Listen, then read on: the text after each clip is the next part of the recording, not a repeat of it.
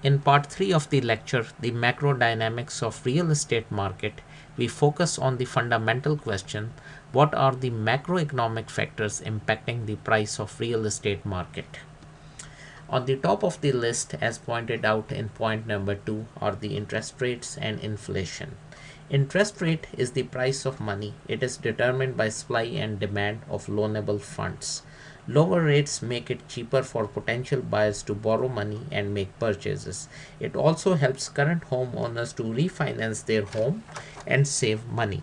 All this leads to stronger demand for mortgages and housing. Increasing rates will have the opposite effect and would dampen the level of sales activity in the mortgage market.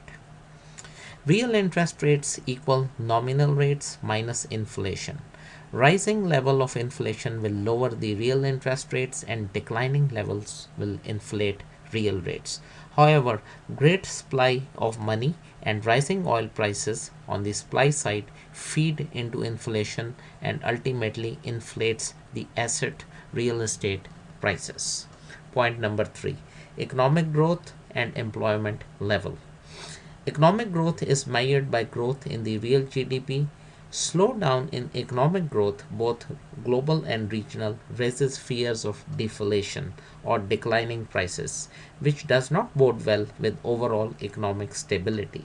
For example, Japan experienced sustained recession due to deflation for a long period of time. Fear of deflation due to declining growth can have negative impact on the real estate market. Point number 4, labor market dynamics or the unemployment level play a critical relationship to the health of the housing sector. Rising unemployment during recession is often accompanied with low housing demand and rising mortgage delinquencies. For example, when Enron crisis erupted in the US, there was general softening in the regional housing market. Another example is the current state of the US housing market. Economists say that the slow pace of housing recovery is attributed to a stagnant US labor market, which is currently stuck up at over 8% of unemployment rate. The last point, which is point number 5, is consumer spending. Consumer spending plays a key role in the US while the export sector plays an important role in China. As well, in Canada, consumer spending has stronger correlation to the GDP growth rate and eventually to the health of the housing market.